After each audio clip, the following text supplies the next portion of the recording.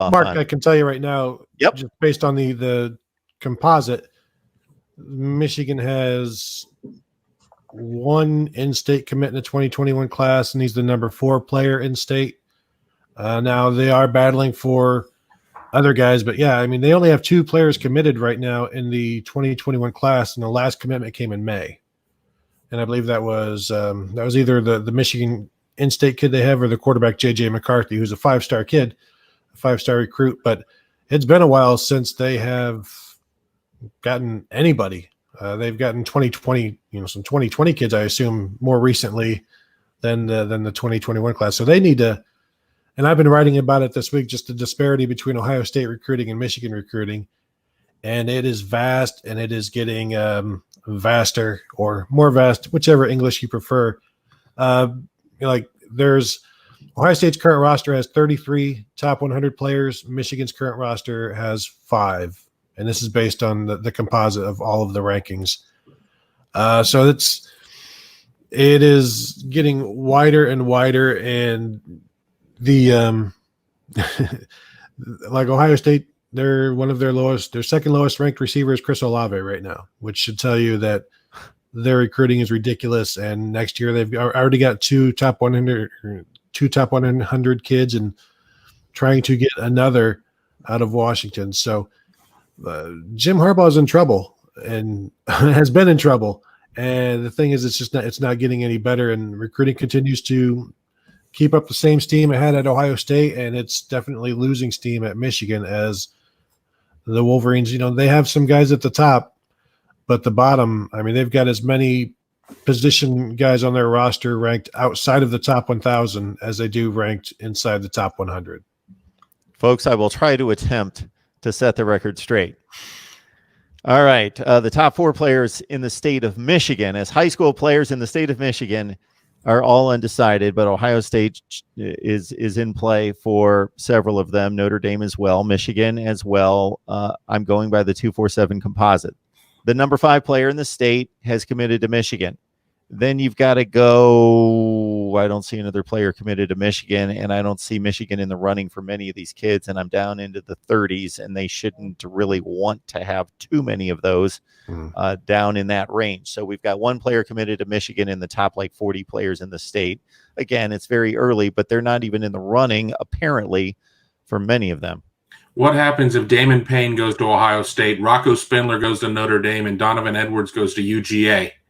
Mm-hmm. I mean, it's the drum beats are going to get just that much louder around Jim Harbaugh and whatnot, and he'll be able to still show that he can put together, a top 20 type class. He'll go back to recruiting Florida and some other states, but if you can't do anything in your own state at this point, and honestly, with a first-year head coach at Michigan State, they really should be doing better in state. And I get it that. Other programs sit there and they sense weakness in the state and they go in and they're going to try and poach these types of players. But this isn't a one-year occurrence. Ohio State, Notre Dame, other programs have been able to go in there, and then Ohio State comes back and brings Kerry Combs back. I mean, he's planting flags all over the place up there. So, it's not going to end well for the Maize and Blue. All right. 2020 top football recruits in Michigan. All right. The number 1 player in the state signed with Kentucky. The number 2 player in the state signed with Michigan. Then we've got a Purdue signee and a Penn State signee. Michigan got number 5. Michigan got 2 of the top 5. They got 3 of the top 8. And then nothing until number 22. So signed Mr. Football from there, and I know that that doesn't always equate to being number 1 in the rankings. But Ohio State goes in and gets Cameron Martinez, a player that really didn't sniff Michigan all that long in the situation. But you go to the top and you look at Justin Rogers, and Ohio State was around there for a while on him, UGA. But I mean, he rode with Kentucky all there. But you look at some of the guys that got away, Malik Carr getting to Purdue. And I think that one's going to come around and bite them in the rear end. I think he's a tremendous player. Enzo Jennings, the safety, is going to Penn State. I think he's going to be pretty good as well. And you look at one of the other guys that got in the top 10 with Makari Page, and again, I'm using the rivals rankings, he was somebody that if Ohio State compliance didn't kind of screw up their interpretation of rules, probably would have been at Ohio State. It is concerning, though, when there's maybe 7 guys that you would think each year in state that would be good enough to play at Michigan on an annual basis, and they can't lock the state down. And when that is your base, and knowing that there's only so many guys there, you need to be able to keep those guys in state, and they're just not. And Ohio State had Grant Toutant, the offensive tackle, the 3-star guy that they got out of Michigan in 2020 as well, and then Cameron Martinez, 9 minutes of touchdown highlights, and you don't even get near him. You don't even scratch the surface. So I don't know if it's lack of effort, but I've said this a number of times.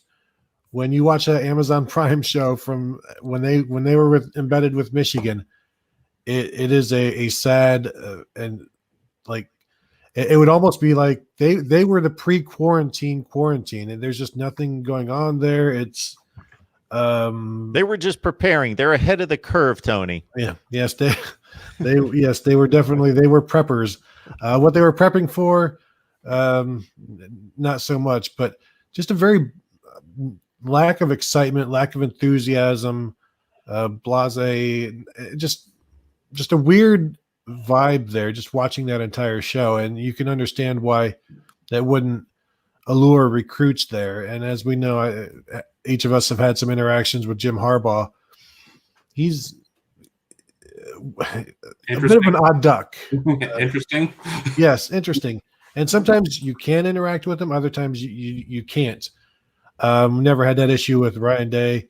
Urban Meyer, but he's a different guy, and I don't think it's helping recruiting at all, that difference. I just want to throw one more thing in there. Last year, according to the Rivals rankings, that Michigan signed the top player from in-state, 2017 with DPJ. So I got to say, in watching Jim Harbaugh after these Ohio State losses and the last one in particular, and being just peppered with these questions and the obvious questions. What is it? Is it lack of preparation, intensity, execution? Is it a talent gap? You know, he can't really go to any one thing because it's going to make him or the program or the players look bad. And I see where he's just at a loss for words, because he's got to know. He's a football guy. He's played the sport his whole life and coached it. He knows what it is, what the combination is, or what is primarily the issue. But it all points back to him, or he throws the players under the bus. So he just, typically points to, well, we just didn't get things done. Well, and quite apparent. I told you there were 5 top 100 guys on Michigan's roster. There are 15 on Penn State's. So Penn State is coming in, and they are now distancing themselves from Michigan. They've won 2 of the last 3. And if Michigan can't compete with Penn State, how are they going to compete with Ohio State? And I don't think somebody could come in and take over Michigan and do worse in recruiting, because there would be a new energy or energy, and Mark, you're talking about those press conferences. Each one, he used to get mad. Now it's just, it's just part of the annual exercise of November. It's like, we got beat. Well, what is it? Is it this? Is it this? It's all of them. But how do you, like Mark said, how do you say that? Yeah. And yet, despite the Michigan bashing here, we've got Pinero 5, Piro saluting myself. Go Blue, Michigan. Pinero, we appreciate you stopping by each and every time for the Buckeyes live stream, and all Michigan fans are welcome.